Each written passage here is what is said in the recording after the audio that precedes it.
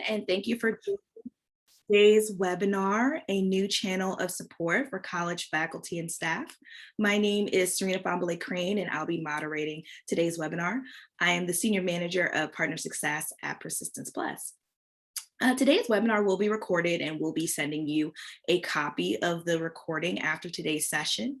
And during the webinar, the audience will be muted, and we encourage you to share any questions or comments that you have and in the chat box, as we'll be available to engage with you all. And so we really introduce you to, or encourage you to introduce yourself and engage with us all today. I see some folks have already started doing that, so thank you.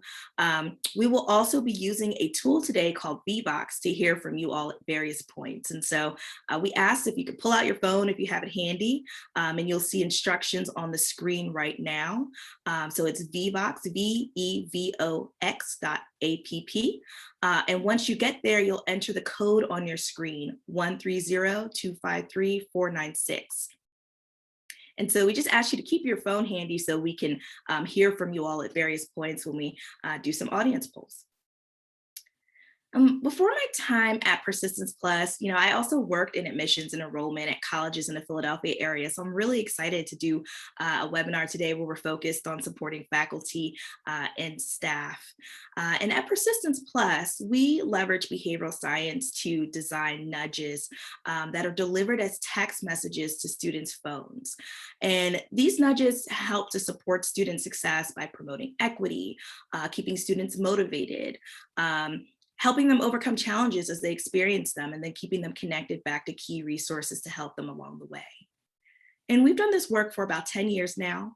We've seen evidence of how this can be helpful for students through gold standard randomized control trials and supporting tens of thousands of college students, where we found that this type of support can keep students connected and successful and help them ultimately persist in their pathway. And so as we were supporting students through this pandemic, we heard from our college partners how challenging this time has not just been for students, but also for faculty and staff. And so they wondered, could we leverage some of these behavioral science strategies to support college faculty and staff as they were balancing serving students with their own wellness and their role as faculty and staff, but also in their personal lives. And so today you're going to learn more about how we designed this support, how it was implemented at two unique colleges, and how each institution is thinking about continuing to incorporate this type of support into their long-term plans for faculty and staff.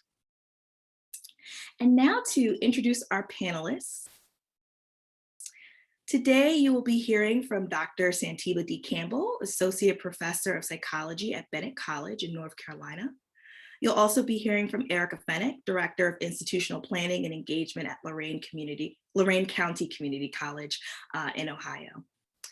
And you'll also hear from my colleague, Dr. Ross E. O'Hara, who is the Director of Behavioral Science and Education at Persistence Plus. So before we get started with hearing from this group, we thought it'd be a great way to kick off our conversation today with hearing from you all in the audience regarding your experience at your institution currently. And so we have a question for you, if you could answer using the VBox app. What is one word you think best captures the current mood of faculty and staff at your institutions? So we'll give about 15 seconds or so for some of these answers to come in.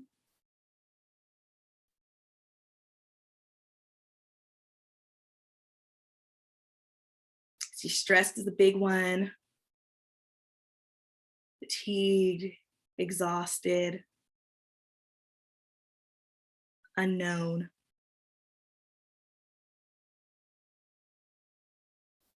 Great. Please feel free to keep it coming.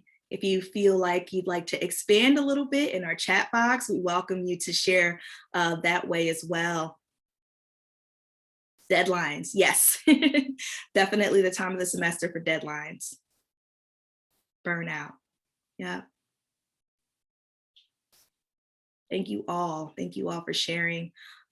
Erica and Dr. Campbell, I'm sure you can relate to some of these themes that are coming up on the screen right now. And so we just thank everybody for sharing. And I think it really puts us in a good place for kicking off this conversation and talking about some of the challenges that faculty and staff have been experiencing this semester or these year and a half or so. And so this year, both Bennett and Lorain piloted text-based support programs for their faculty and staff, but each institution approached this in a different way. Dr. Campbell, could you share with the audience a bit about Bennett College and why your institution wanted to pilot this program with us? Absolutely. So Bennett College is an historically Black college for women in Greensboro, North Carolina.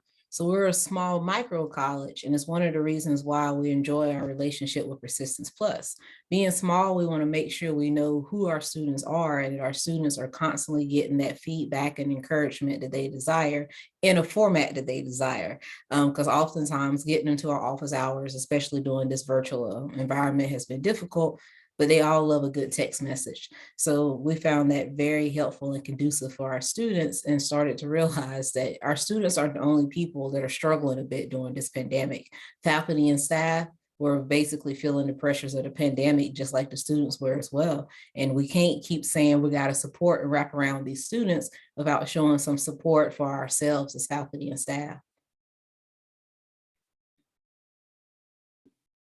Absolutely. Definitely agree with that. I think that is a theme that we all are familiar with is, the ease of being able to pull out your phone and send a text message or receive a text message, especially at these times where you're on campus or you're off campus and it's just very busy and a lot is going on. Erica, we actually started talking with you about faculty and staff support back in 2019, but the onset of the COVID-19 pandemic really reshaped and accelerated our plans to pilot this program at Lorain. And so I'd love if you could tell the audience a little bit more about Lorain and how you were thinking about this program as a part of your overall culture of care.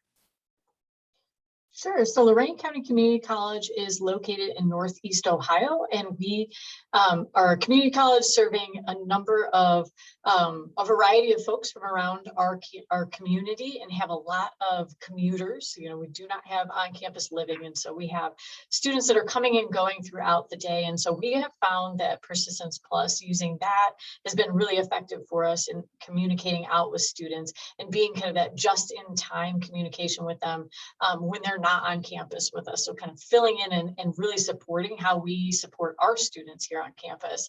And the pandemic was like the rocket fuel behind how we started thinking about how we needed to expand our culture of care from our students to also be inclusive of our faculty and staff. And using Persistence Plus was a key strategy in that. And so what we ended up doing was making sure that individuals could feel connected. That was the big piece that we had heard over and over again, was that folks were working from different locations. They weren't getting those same kinds of opportunities to be with each other that they would have formerly. And so by using this, we were able to create that sense of connection and get them the kind of information that they would need to know in order to do their jobs well. Thank you, Erica. I think that's also a really strong point is, this feeling of disconnection that we've all had due to the pandemic. And so not being able to pop into, your favorite colleague's office and say hello or share lunch together in a way that you might typically do so. It was a really difficult challenge that we heard from a lot of people. And so I appreciate you for sharing that. So we thought this would be a great time to, again, hear from you all in the audience as you're thinking through some of the challenges or experiences that you've had with your colleagues this year at your institution. What are some of the biggest challenges your faculty and staff may be facing heading into 2022? We're going to be using VVox again. So it's vvox.app. And the ID to share is 130-253-496.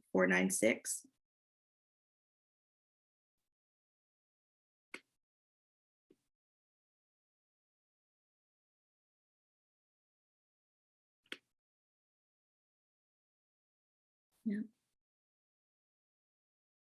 Uncertainty. So definitely a sense of uncertainty, burnout, adapting to new technology. That's pretty common. morale. Yep. Changing leadership, keeping up.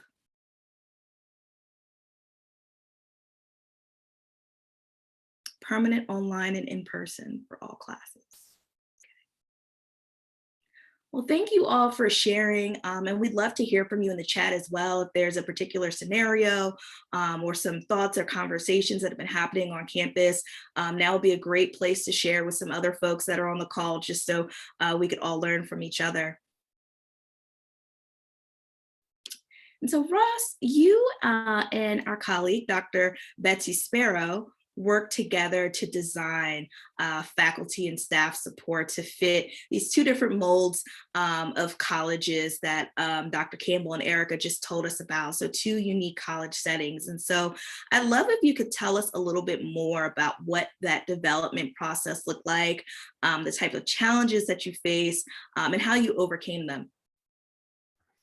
Sure. So developing support for faculty and staff was a really, I'd call it a fun, a really interesting project. I've been a faculty member at a small school. My colleague, Dr. Sparrow, has been faculty member at a very large school.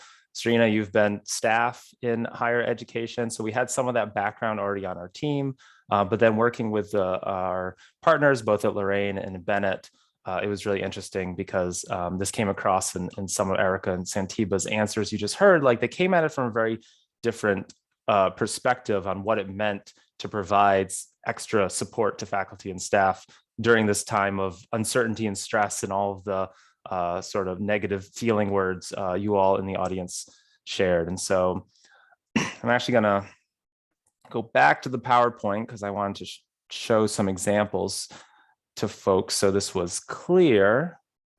So when we started talking to Lorain in 2019 about messaging for faculty and staff, it was really in kind of this umbrella of supporting faculty and staff and how they support students. It was still, we were talking about it in terms of another way to help students succeed through making sure all faculty and staff knew about all the student resources.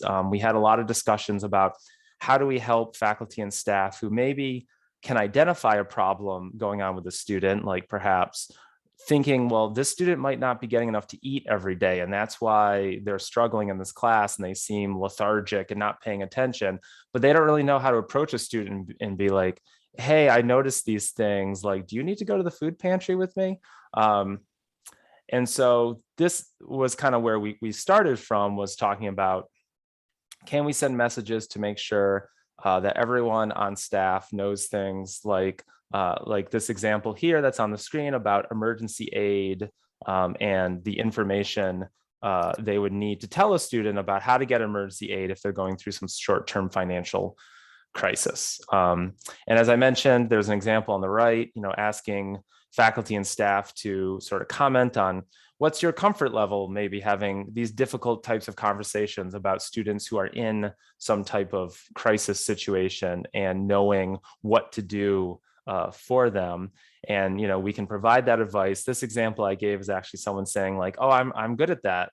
And when someone says that on the Persistence Plus platform, we like to respond with like, well, tell us about that. Tell us what you know. And then we can turn that into messages for other faculty and staff, those ones who say a 0 or a 1 or a 2 on this question, saying like, I'm not comfortable approaching students about those types of topics.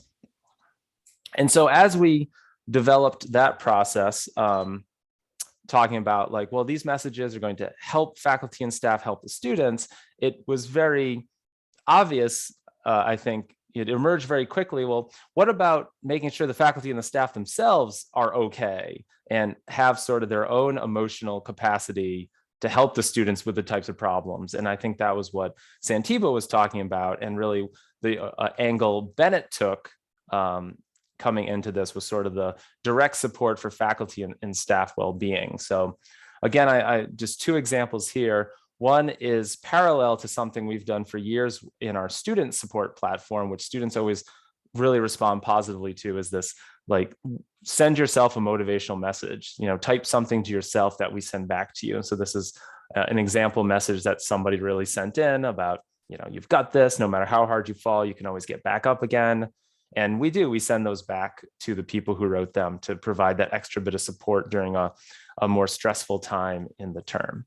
And on the right, asking people very directly, do you feel like you have the support and the capacity to help students during this trying time? And asking people if they don't, like, what are some ideas, and trying to use this as a way to carry on a conversation between the faculty and staff and the administration, and get lots of conversation going about, like, what do faculty and staff need right now? Because we know, text messages, the support, this information helps, but it's not going to do everything that faculty and staff need, especially during a pandemic.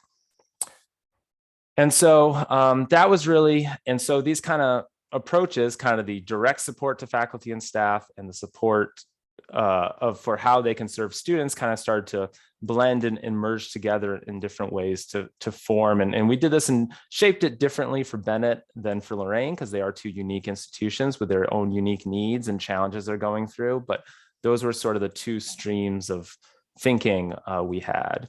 And sort of the big one, I think, for both of them was just that connection to campus. They're both campuses are very warm, welcoming places where people come to work and see their colleagues and love seeing their students. And all of a sudden that was all taken away from them. And so lots of messages trying to capture a little bit of that feeling through text messaging, which is, not the greatest conveyor of social belonging, but doing what we can. And so this was just one example of a message going toward that goal of asking people, to express gratitude towards someone they work with at their respective college. What would they say to someone? And we got lots of lovely messages about, people and their fellow colleagues, and just trying to make them think about those people they're used to seeing every day and now are not seeing every day, or only seeing over Zoom.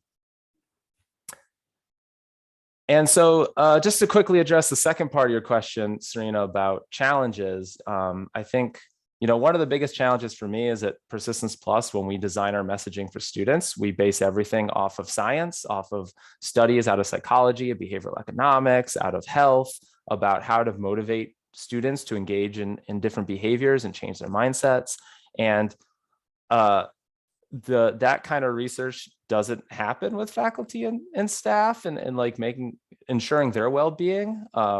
There's just kind of a dearth of research out there. And so what we did to try to address that is we just took a lot of what we know about motivating student behavior and tried to explore how that applies to faculty and staff. And I think one of the nice things about what we did there was we've heard in some focus groups, and we'll talk about that more in a minute, is how the faculty and staff receiving these messages now better understand the student support, because we're using a lot of the same motivational techniques as we use for the students. But to kind of make up for this, since there's not a ton of research, we've been doing a lot of trying to get feedback through focus groups, through talking to people, through asking questions of people using our text messages about, like, what do you think about all of this? And so it's going to share one more slide here.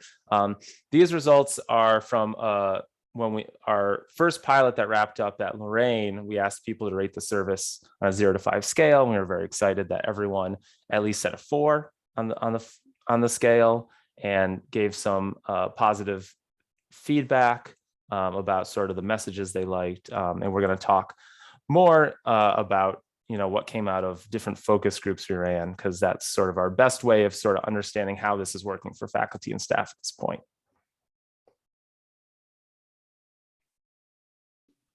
Great.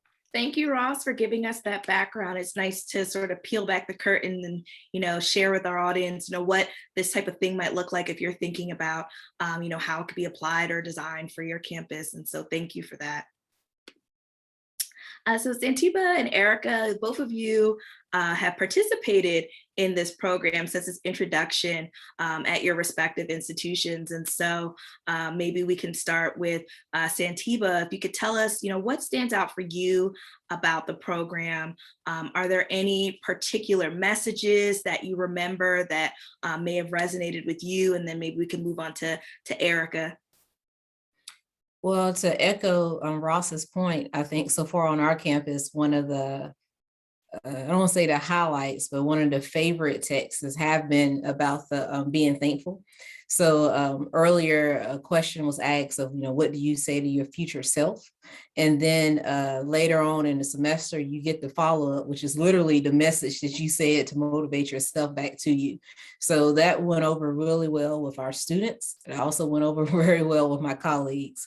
So I think getting that reminder, and especially since that reminder is something that you actually said, I think that's a unique and special touch that is different from other services that may just send you that positive message. But this is literally a positive message that you said for yourself. Most recently, one that really stuck out to me was for Thanksgiving. So there was actually a special text message for Thanksgiving, and you could actually ask to hear more. So again, that whole interactive feature. And each time you said yes, you got another message where you saw something that your colleagues were grateful or thankful for. And I know I said yes several times, because after a while I started noticing I know this must be such and such. I could tell by the writing style or the words they were using. And it made it very personal, which in turn made it touching, because you also got a glimpse into what some of your colleagues were thinking about during that season of gratitude. So far, we're seeing just the same positive results for our students as we are for faculty and staff. And I have to keep reiterating the point that is so important, because oftentimes we focus, as Ross alluded to, on our students, and as we should, but we also know the saying that you can't pour from an empty cup. So I like the fact that even if this is just a small, glimmer in somebody's day, it might be that boost you need to get you through midterms or finals, or to see another student in the financial aid office, or, all the different tasks that we're dealing with each day, that just to get that little boost, that little reminder to keep you pushing. Yeah, I really love that. And I just wanted to say, we often hear that from our students on our platform as well, that, they may be having a rough day, but they get that right message at the right time, and it really helps to push them through that challenge. So thank you. And Tiba, I can't agree more. And I will share with you that while you might not be able to see what it says, that little piece of paper on my wall is actually the feedback that students gave, that was in response to the motivational things that they were telling themselves. And that was particularly inspiring. So I actually just printed it. It's been on my wall for now a year and a half, probably at this point, but I think that's a really cool connection.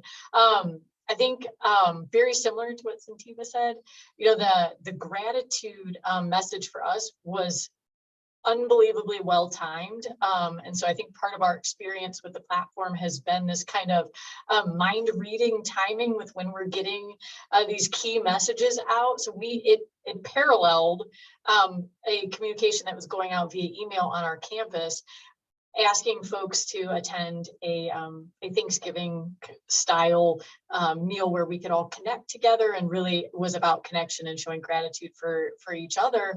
And through that, the text message actually gave us some inspiration for collecting from people that how they were feeling about their peers and some good things that they wanted to say. And so we were able to share that out with the campus through a different mechanism. But so the gratitude has been really impactful in causing us to pause and reflect on how much our colleagues really mean to us.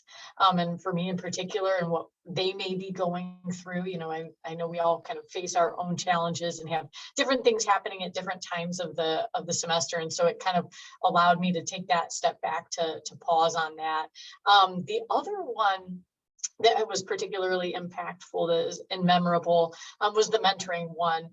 So I may not be in a role where I have a formal mentoring kind of capability, because I'm not necessarily interacting with students all the time, but that mental reframing and that mind shift that brought mentoring kind of relevancy to my role and allowed me to kind of pause and have that reflection around, I may not work directly with students, but how in my role can I see those moments that I do have with students differently and think about what those interactions look like, and coming from our culture of care, kind of infusing that bringing that to the forefront of, when I see somebody in the hallway, that's a moment when I can say, hey, how you doing? How's it going? Tell me what you're, pursuing here at the college. Let's have a very nice conversation about what's happening. So those are what stood out. Thank you both. And Erica, I totally agree that sometimes just being able to reflect on those things that, are innate to, your role as faculty and staff, and having those types of connections. It's just nice to get a reminder, have that top of mind, particularly as you get busy with a lot of tasks that are happening and your role and all the other projects and things that come with it. And so thank you for sharing that. And so we know that a program like this needs buy-in from faculty and staff in order to really have an impact. And so one of our audience members sent us a question beforehand asking if you both could share some strategies that you or folks that were involved with this project each used to encourage colleagues to participate in this program and engage with these messages. And so what have you tried so far, and what do you think has been most effective? Either could start or jump in. For us at Bennett, I think the most effective way that this program has worked is by example. So faculty and staff know how some faculty and staff know how it impacted the students. So to the point where we even got some questions of, isn't this what you're doing for the students? So it's like, yes, we are. And it was so successful that we thought maybe we would try it out for you guys as well. For us, during that virtual year, I think it was helpful, similar to what Erica alluded to earlier. You can't just pop into somebody's office. So it was nice getting it to just chat with people. But I think on our campus, we used it even more so for information. So that was also kind of helpful too. So if you quickly needed to get some content out to everyone on campus, yes, we do have our other traditional communication channels or whatnot, but for some of the more positive information, it was nice to be able to quickly get it out. So once other people, started chatting, oh, I heard about it through the Persistence Plus text, then that's when other people, good old word of mouth, were like, oh, I need to sign up too, because I didn't get that text. So I think that was helpful too. But the support mainly came from the fact that we could see that it was good for the students, right? So being able to just already show that helped roll it out on our campus. And of course, the pandemic of being virtual. Yeah, the pandemic certainly helped in interesting ways in some cases, right? So I think for us, our program was actually developed because it was asked for by faculty. And we wanted to make sure that it was meeting the needs of what the faculty had brought forward to us. We were really intentional in working with Ross and the team to do a pilot project last spring to make sure, again, individuals were feeling comfortable with it, that this was really meeting our needs as a campus culture. And we'll share more about what the results of that were here in a little bit, I think. But, at the conclusion of that project, the recommendation was overwhelmingly that we needed to roll this out, that this needed to be a service that was available to all folks on our campus. And so using kind of the parallel of the students have had such great experience with this. We were being able to demonstrate and show evidence that through it by a message going out that they were using services like our Commodore Cupboard, which is our food pantry and things like that, that we knew that this was going to be successful. And so part of our implementation there was to do a kind of a communication strategy to let folks know kind of, here's where we were, here's what we're doing now, and that it's a service for you that we launched actually at our convocation this past fall. And so having the time to explain what it was, what the platform was, what they could expect, and then having those peers be able to say, I've experienced this, I've gotten these messages, and here's how it's helped me, helped us gain like broader support and be able to scale that in a larger way. And so I think for us, that relevancy was key in being able to demonstrate how relevant and useful it would be for folks. And let me just jump in and add, it was definitely in talking to people who use the program and asking them like, why did you sign up for this pilot in the first place? Yeah, I heard from so many people, not only like that sense of, well, I knew this was something helping the students, but they wanted to understand it better. And like, what were we doing that actually helped the students? They may have seen like a message or two before, but since our platform is sort of a ongoing text message based conversation between the student and our technology, no one had, in the faculty and staff usually, many of them hadn't seen like kind of the whole thing, but then this was able to be customized for them. And it just takes me back to like, I've spent 7+ years going to conferences and talking about Persistence Plus, and I feel like there's always someone in the audience who raises their hand at a talk and says like, well, can we get this for us? I don't want it for the students. I want it for me. And it was always like, haha, everyone laughs. And it's a light moment. And it's like, after when this started to come up, I'm like, people always ask about this. And so it was great to finally kind of like bring it all together and be like, yes, we can provide this as sort of the complement to the student support, is now everyone's getting these messages that are aligned with one another, and kind of, like I know Lorain uses that term culture of care, kind of bringing everyone into the same circle. Yeah, I definitely agree. And so with us working on designing and launching, what was also very exciting was to be able to get feedback from the faculty and staff that were on the platform. And so we had some opportunities for them to share messages with us, as Ross highlighted for you all. But we also had focus groups. And so Santiba and Erica, I know you were both involved in the focus groups that we conducted at Lorain and Bennett to gather some more of this feedback. And so I'd love it if you could share some of your takeaways from these sessions, as well as anything that you may have heard from faculty and staff on your campus about the messages that they've received. I know for the focus group, I recall the one we did with the students. So that's why I said, I think a lot of this for us, we saw how well it worked for the students. We thought, oh, this is a no-brainer. We got to roll this out for faculty as well. I think a lot of it has been the motivation. As we're in this pandemic, also just all of the things that keep going on in society right now. We just experienced yet another school shooting yesterday. I think the positivity of it has been the biggest selling feature of it. So hearing people talk about getting that little message that you wasn't expecting, getting that bit of positivity, that's what kind of keeps it going and engaging. So I will say though, moving forward, we do plan to use it for more informational purposes too. Still fun though. If we have an event coming up, we can remind, everyone about that, or take a moment to come to the caf to eat, because, sometimes we even have to remind ourselves to do the little things like that. But most of folks who I've spoken to, while they would like a little bit more information, like a more informative text, most people just appreciate the positivity, right? That little boost that keeps you going throughout the day. Yeah, that positivity has been really key. So we heard in our focus groups over and over again, people complimenting this program, right? It was the right balance of, the information that they needed and the time that they needed, which was really key, right? So it was kind of that just-in-time information.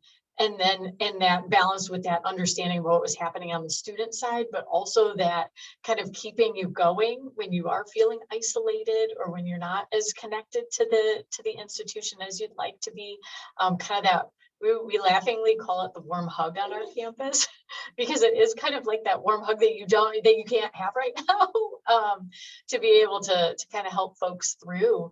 And part of it was kind of this idea of empowering folks to be able to support students in a really strong way and themselves too. And so being able to do like the keyword searches we heard over and over again, that was a really great feature where folks could understand, there's a student standing in front of me or that has just emailed me that's hungry. Where do I connect them? How do I get them that information? I know that there's a place, but what's the number? And some of that, and then really having people again, kind of talk about how connected they felt with all of this. And then, kind of referring each other in all of this and saying that they would recommend it to each other, and that they would want their fellow individuals to use it. Adjuncts were particularly of interest in all of this. So you think for us, that's a population that interacts with our college in a different way.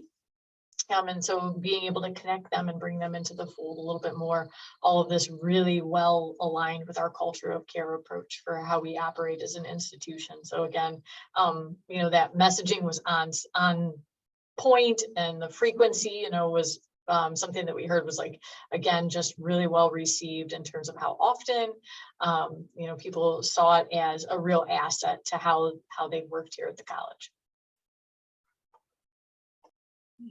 And as I was listening to both of you talk about ways that we can, continue to align some of the messages to some of the challenges or needs of the school, thought it'd be a great point for us to also check in with our audience about some of the supports or messaging that they think would be most helpful to faculty and staff at their institution. And so we are going to do that through VBox as well. But if you feel compelled to share and chat, also, please do that. We'd love to hear what's on your mind right now as you're listening to Santiba and Erica share. I forgot to mention too that we do push out some of the resources available to faculty and staff, and that's been really cool too. There's been things that I've learned that I didn't know that we had access to in terms of, let's say, funding for courses or our fitness centers and things like that too. So I wanted to add that in. Yeah, Erica, I was just thinking when you mentioned with adjuncts, faculty as well. And we know that this is a population where they may come in at a time of the year where, especially during the pandemic, it's already so hard to learn about an institution and all the resources and benefits that may be available to them. And so definitely being able to tell them about counseling that may be available to them that Bennett provides, or you mentioned the fitness center that Lorain provides, being able to remind them that these resources are there, I think are very important. And it's something that we do with the students on our platform as well. We always talk about, limited cognitive bandwidth that we all have. So when you're thinking about your lesson plans and, the event that you're planning and then making dinner later and finding time for yourself, it can be hard to remember that there are resources that are also available to give you some extra support. Yeah, they're definitely heard that from a lot of people, just learning about the different resources, both for themselves as employees and for the students that they didn't know about. Because I think often, just like we talk about with students not being aware of things, because either we told them everything at orientation and expected it to stick, or we sent an email about it. Faculty and staff have the same cognitive limitations, that they're not going to just keep everything about the college top of mind. And I was also going to add, hearing from people at Lorain, where some of the folks on this platform don't work on the main campus, I think they especially loved learning about some of those resources. So if you're at a college that has multiple locations, but often students are going from location to location, but you are not, you work in one place, that really helped a lot of staff just kind of understand what was available at the main campus or at other parts of the institution. And thank you everybody for participating in the poll. It's helpful to hear. And I think a lot of what you all are sharing resonates with our two partners as well. So more about student resources, more about employee resources. All of these things can be really helpful with just keeping faculty and staff connected to what's happening and motivating them through some challenges that they may be encountering. Ross, you and Dr. Sparrow updated the faculty staff support program for this fall semester based off of feedback that was received on our platform and in the focus groups that we have with both of these schools. And so I would love if you could share a bit about what may have changed in this semester compared to when we piloted with these groups, and then how you see this program continuing to evolve in the future. Sure. So, this fall term, as I mentioned before, Lorain came at this from more of a support for helping students perspective. Bennett had more of a direct support for faculty and staff well-being perspective. And when we did the focus groups, while both what we did went over very well, it was both groups seemed to ask for a little bit of what the other one had, basically. And so at Lorain, where messages about self-care and wellness and resources for you as an employee were sort of more sprinkled in, we added more of those and made that a little bit more frequent. Where at Bennett, there was, as Santiba was mentioning, there was more that asked for more information, where it was very much set toward like positive messages, well-being. The director from Bennett was very clear that the leadership felt that faculty and staff were already giving everything of themselves for students, and really it should just all be about supporting their mental health and well-being during this time. There was that request, like, well, it could be useful for informational purposes, and so now we're peppering in more of that while trying not to lose what made it so valuable to people in the first place. So they're sort of coming closer together, and I don't know that we would ever say like, oh, there's going to be this one perfect mix of like, this is what faculty and staff and support are, because Lorain and Bennett are two different places with two different needs, as well as time will change. We might change what this is at each institution next semester based on whatever new crisis the world throws at us next. So that's one thing. And then another thing that really came out of some of the feedback from Lorain was more tightly aligning the messages that are going to faculty and staff to the same messages that are going to the students. And so if students are being reminded about FAFSA, send the faculty and staff a message about FAFSA deadlines and asking them about, like, do you know what to do if a student asks you for FAFSA help? Things like registration dates. And so we're a bit more intentional this term about thinking about like, okay, what's going to be happening on the student timeline of messages, and having that reflected in faculty and staff. So again, it kind of feels like everyone's kind of in the same program, kind of in the same circle, getting the same types of messaging. And then going forward, I think some of the things we're looking forward to, Erica mentioned the keyword search, which is something we tested at Lorain as sort of another informational resource where people could text at any time, like Lorain food, and would give you food pantry information. I don't remember all, Lorain financial aid might have been one of them, to get all of that information. And so that's something we want to continue to develop that capacity, just so it can be this instant, quick resource right on your phone. 2 keywords and bang, you got exactly what you need for the student standing in front of you asking a question. Another thing that came out of the focus groups was also not only providing campus-based resources, but perhaps providing community-based resources. And so that's just something we can build in, but we just need to learn more about, and sort of, since we don't have those direct connections with resources in the community, it just, that's a conversation we can keep having with partners about, when is it appropriate and necessary to tell faculty and staff, like, well, here's, some mental health support coming out of the community or a local food pantry, and that's where you should you yourself go, or you should point students to when that's appropriate. And finally, I think just finding different ways, as I've kind of talked about, this all being one integrated program of getting those two things, like the student support and the faculty and staff support, to kind of speak to one another, I think, and think about ways, if students start swarming us with messages about a certain, stressful thing going on in their lives, like lots of students are saying like, oh man, I'm so overwhelmed by online classes, I don't get what's going on. Like, now the faculty and staff support can get more messages about helping students through online classes, and maybe even in vice versa. I think, when we were supporting students through the pandemic, we definitely had tried to have some messages around, like, show some appreciation to your faculty and staff. They're all struggling through this too. Like, you're all in it together. And those were mostly met with positivity. And so just kind of having it, like I said, speak back and forth and be sort of one integrated program where everyone here is getting these messages for the same goals. As students graduate, they be successful, and faculty and staff are successful in their roles. Thank you, Ross.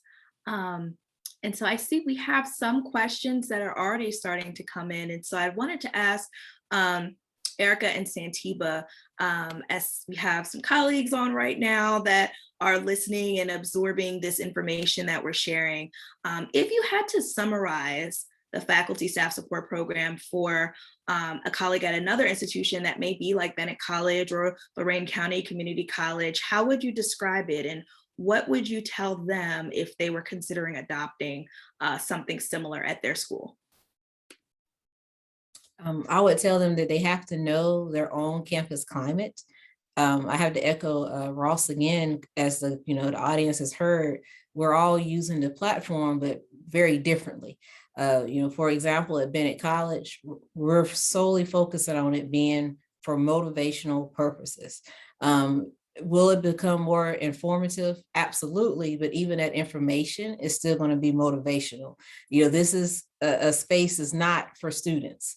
So we're not, getting any text messages telling us about something that we need to do for students. We are solely keeping this about faculty and staff. I noticed in the chat, I believe it was Stacy who asked a question about what about your other EAP programs that are going on your campus? We've actually sent out a text, I was about to say a tweet, sent out a text that said, don't forget we have your EAP service, right? So you can actually integrate that into it to remind people of the services that they have for faculty and staff. But again, I have to come back to my initial point. You have to figure out what is it that you need for your campus, right? The platform is very versatile. So that's why you can make it work for whatever your campus needs. And for us, we are a small campus. So what we needed first and foremost was that support of faculty and staff. So that's why we're not going to push out the FAFSA alerts or whatnot. But I can imagine in other places, maybe that's what they need, right? So I would strongly remind you that you can make this what you want it to be. And that's when you have whoever your campus liaison is going to be working with the Persistence Plus team to say, we want this platform to be this. And use that space and that creativity to make that platform what works best for your institution. So for us, motivation and support focused on faculty and staff. And I think similarly, it very much is about making it fit your institutional culture. So again, our culture of care is really deeply embedded in how we operate as an institution. And that was something that we wanted to make sure we were staying consistent with. And so this is a support system. And please think about that if you're going to use that on your campus. This is a support system, and a benefit is how we see it on our campus for faculty and staff. So, again, providing them the key information.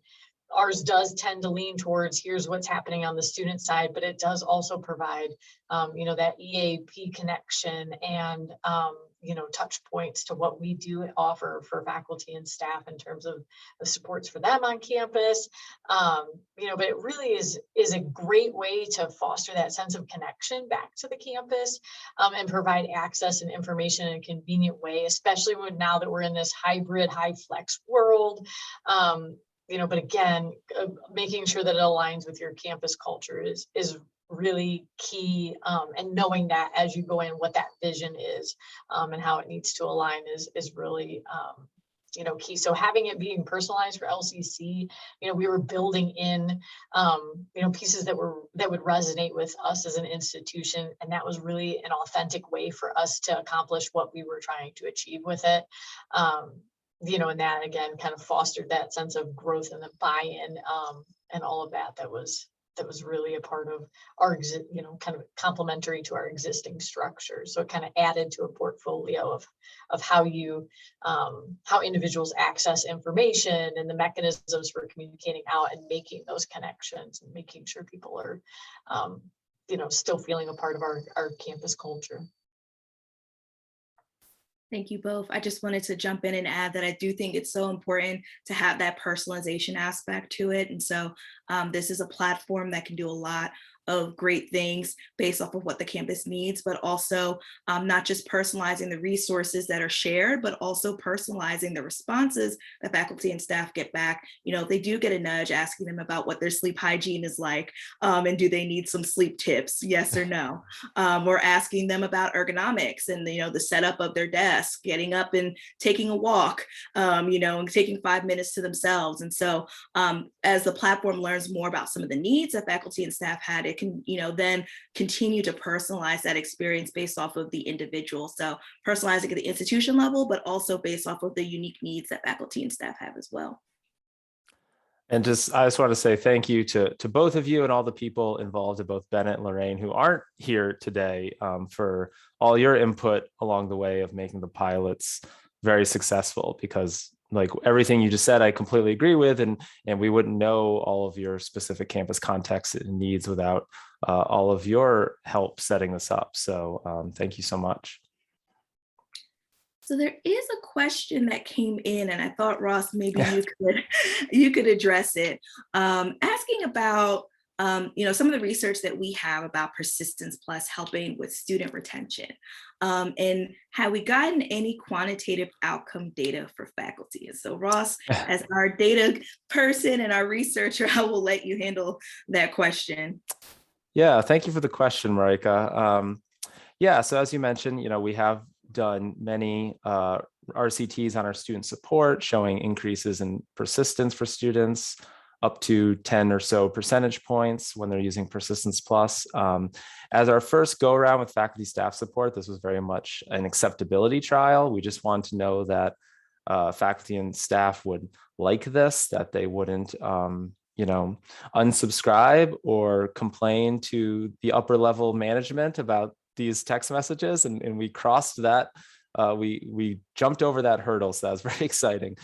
So yeah, going forward, we're really excited that it went over so well, and our partners at both colleges, seem to get the advice like this should be available to everyone and rolled out. But it would be interesting down the line to do some sort of actual study on it to see like what is it having a benefit we can measure quantitatively in terms, it could be in terms of well-being, like psychological scales. It could be in terms of turnover, job satisfaction. It could even, I think if we think about what is our deep underlying theory of change, we would hope it would even sort of meet out in sort of student outcomes. We hope if the faculty and staff feel more supported and more empowered, like you're going to see that in the types of student outcomes we look at, like retention.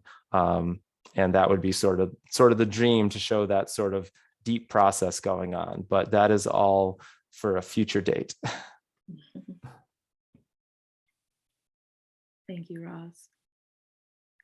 And so I know that you all probably are digesting this, and you may have some questions that pop up after this webinar. And so I just wanted to share that our contact information is in the chat box.